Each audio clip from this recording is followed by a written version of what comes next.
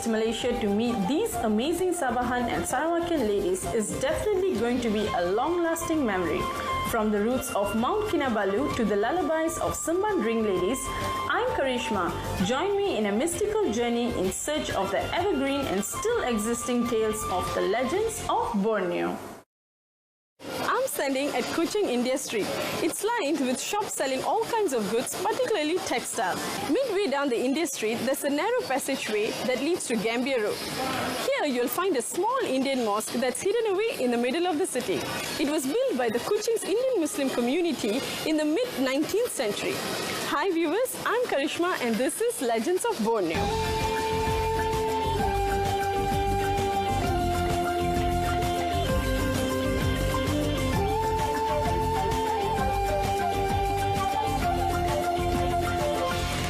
Rocket science that ladies are very interested in keeping their house interior clean. I met Catherine Juicy Ana Ate, who actually took it as a business and doing pretty well in Kuching. And she is our next guest in Ethnic Warrior.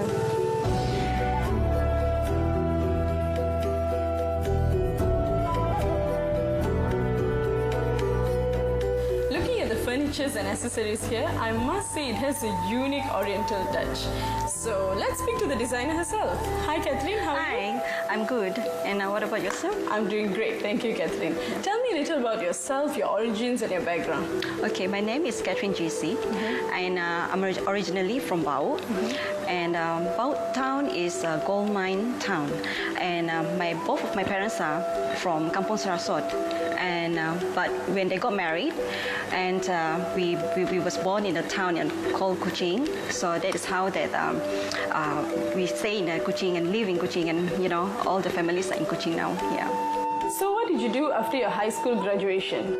I studied primary school and secondary in SMB St. Teresa, located in Jalan Tun Haji Openg, opposite of St. Joseph School. It's a girls' school actually. I studied until my Form 5. And after that, I didn't continue my studies, and I just started working when I was 18 years old. And 19 years old, I got married, and I'm a mother when I was 20, and I have 3 children. Yes. So Catherine, you said you're a mother of 3. What inspired you to become an entrepreneur? Before that, I involved into business. I was working with a couple of companies, you know, before, like a forwarding company. During the entire times, I already have a dream, sort of to open up my own business.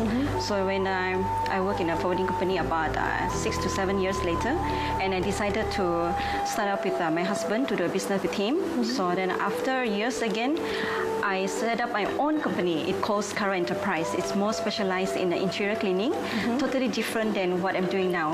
So then after 17 years in the market, I closed that company in 2017, and I fully focused in this Sapana. Yes. So I'm curious to know, why did you name your company Sapana? Okay, due to the name of my company is Sapana, it means dream. And from small until big, I never ride an elephant before. So due to my trip in Nepal, so I think, you know, among all of the animals, I love elephants. And also, I wanted my business to grow big as elephant is. Yeah. So let's talk about your design. As I can see, it is all contemporary in mixed cultures, right? So what inspires you to create them? I went to many countries, and like Myanmar, Bali, Thailand, and Nepal, India, and sort of the Asian countries. So that's how the inspiration comes when I see the handcraft and the arts, the nature kind of things. So I bring all the things to make it into my showrooms in a mix and match and in the contemporary, so that I don't standard in one design. So it's open market to everyone, that they can come and shop with any different varieties from different countries. So that you can cater to all kinds. Yes, correct. Yes. Yes. So Catherine, in the past 3 years of establishment, tell me your most successful creation or project. In year 2017, we started one project at a time. It's a bungalow, and the whole of the house is we are the one who decor and design for them. Basically, they choose all is in an oriental concept, and then after that, we have another project. It's a show house unit. It's from the developer. And until now, we also have a project doing the cafe and restaurant. We supply the furnitures and for the office, and even the hotel for the lobby, and also the condominium. Yes. It's in Sarawak itself? Yes, in Kuching. And for the Miri and Brunei market, is they come here and we supply for them. We transport it from Kuching all the way to Miri and Brunei. Yes. So apart from running your business, how do you connect yourself to the local community? Before I started to communicate with the community, especially how to promote my business, I went to started doing sales marketing first to meet up with all my clients, especially like those who linked together in like a developer and an interior designer and architects. This is where I make myself to be known by them so that they know my company. So then after that, I joined this Dewanita, it's the Usahawan Wanita, to gather more about business development, especially for the women actually. And that was last year. I was invited back to Pau, and then I told myself that it's time for me to help my own community with the youth side, because I told myself, even though I'm busy with my own business, there is a time for us to do charity and to help the society there, especially to get their talents and skill to be exposed in the market so that they will not think of they are left behind. So thank you, Catherine, for sharing your story with us. Despite being a mother of three, you're still able to contribute for the society and develop your career. And thank you so much for being our guest in Ethnic Warrior. Thank you, Charisma, for giving me opportunity for this program. And I hope that with this, with my story, can help more women out there to inspire their dream and to challenge themselves. Thank you so much. It's our pleasure.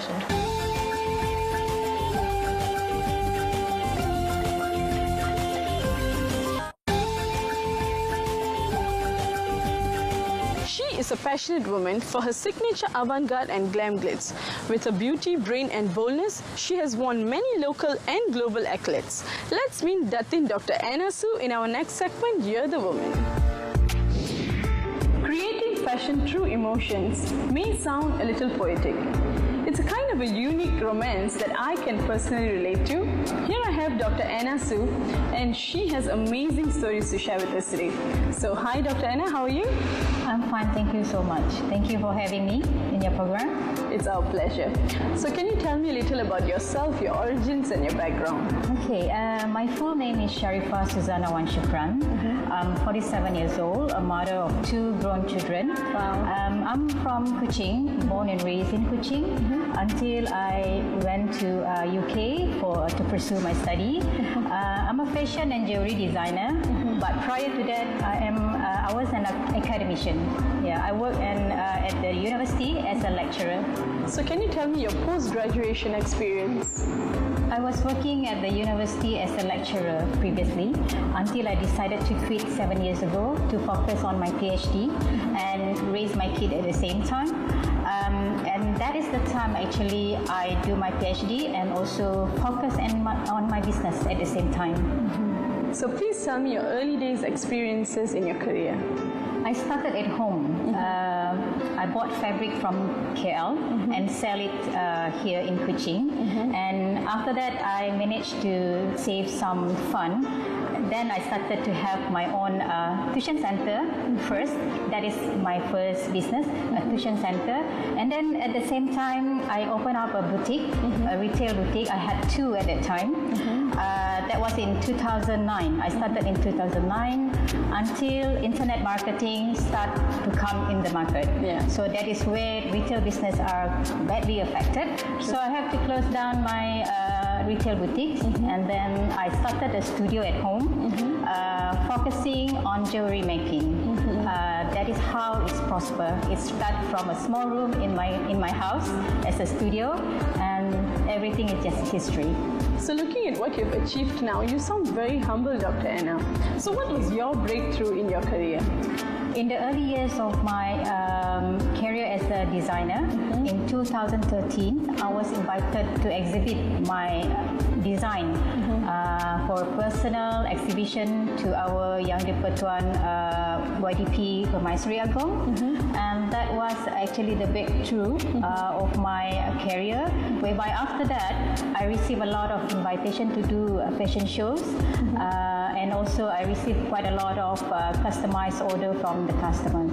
So being a designer, I must say that you're an amazing creator. So what inspires you to create your creations? I inspired a lot by my surrounding, the people, the culture, and even my own emotion. So I relate a lot of my emotion and portray it through my design. For example, like a piece of fabric that I can crumble and make it look like a wave, that I associate with the feeling of, our life is always like there's always have a up and down. It's like a wave. So that is how I relate the emotion and put it into a piece of wood. So I believe as a designer you've achieved a lot, but what do you aspire to achieve more? Okay, personally, I haven't I don't think that I have reached so much yet, because my optimum goal is to be known internationally, and once I get that, then I can do a lot more to the society.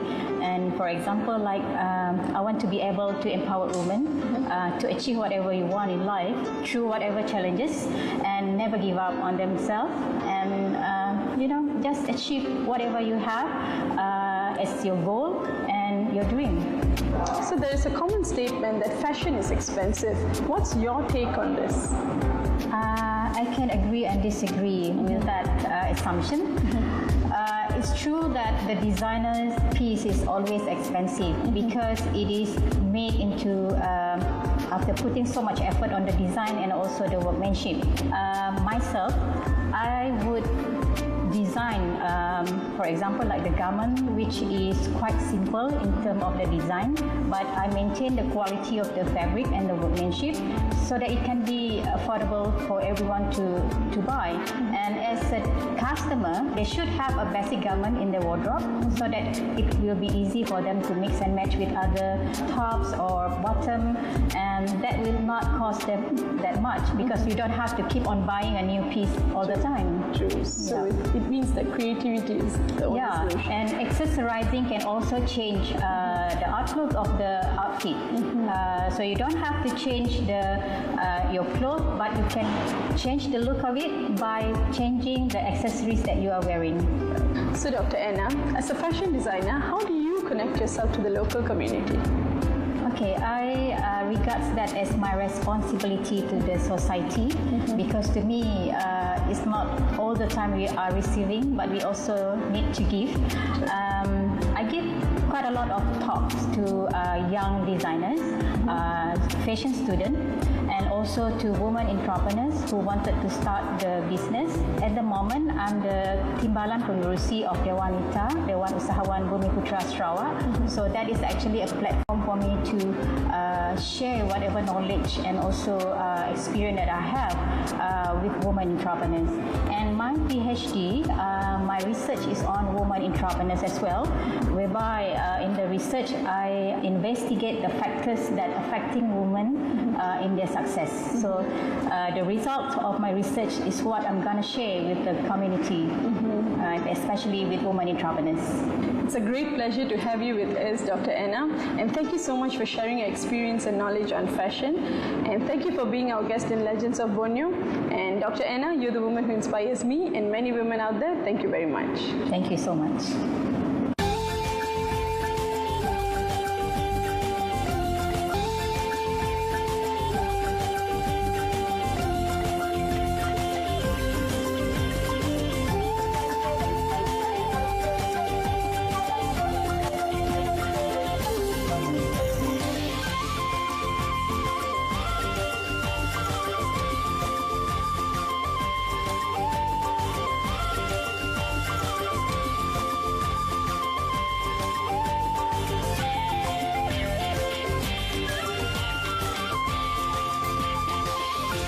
Tasik Biru, which literally means the Blue Lake, is located in Bau, Sarawak.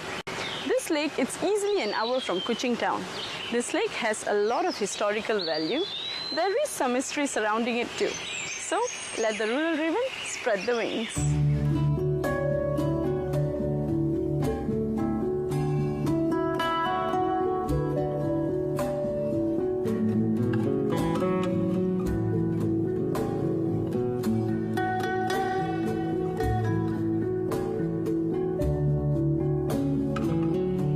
This place was originally known as Thai Parit Lake. It was changed to Tasik Biru in the 1970s. It was first thought that the water appeared greenish-bluish due to the green vegetation and the blue sky.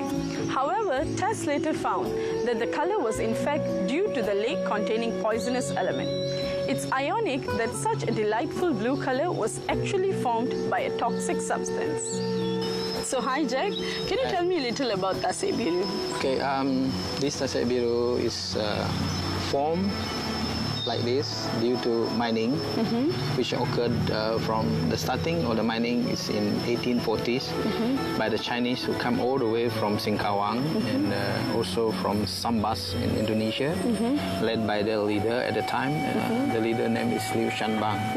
So at that particular time, the gold was discovered, and then the Chinese come in big numbers from Singkawang, Sambas to Bao to start their mining operation here in this place.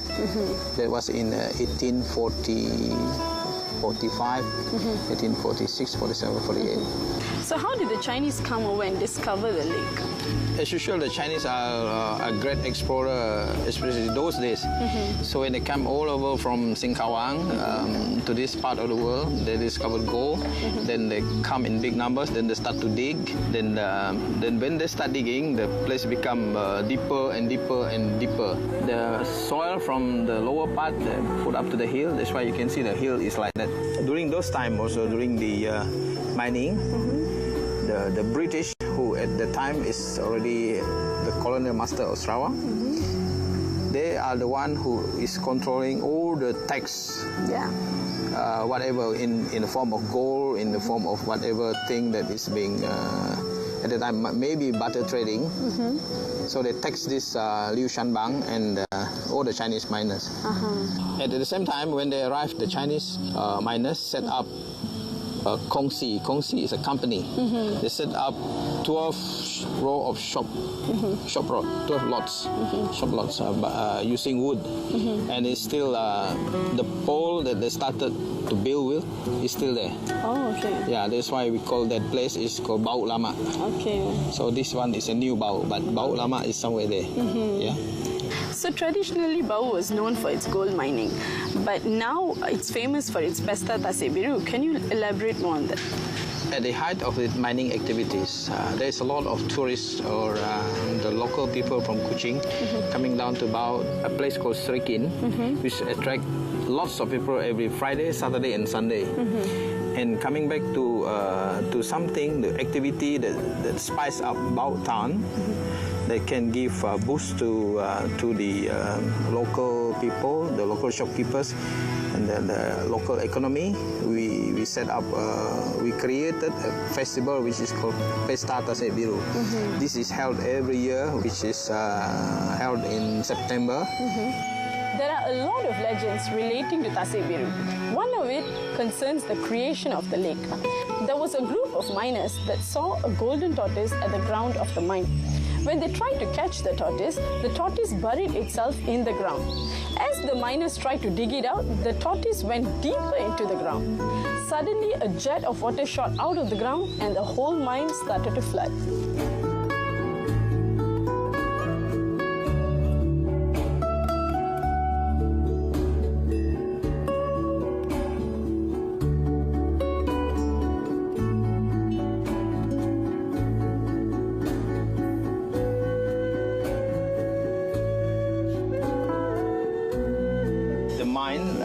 Got its name from Thai Parit to Bao. This is because the miners who were dead or dying due to sickness and all kind of accident, their body were being thrown into this gold pit. That time it's not flooded yet. The whole place, at that time there's no town, the whole place is smelly. So that is how the town got its name by, this place got its name by the name of Bao. Before it was Thai Parit. Putting aside the legends and conspiracy theories surrounding the lake, one thing for sure is that visitors still make their way to Tasik Biru for the Bau Jong Regatta. Jong is a miniature sailing boat some believe was inspired by the Royalist, a schooner owned by the White Raja of Sarawak, James Brooke. The regatta, however, was first started by a colonial officer named A.J.N. Richards in the 1950s. It was held several times over the past few decades until it was revived as an annual event in 2009.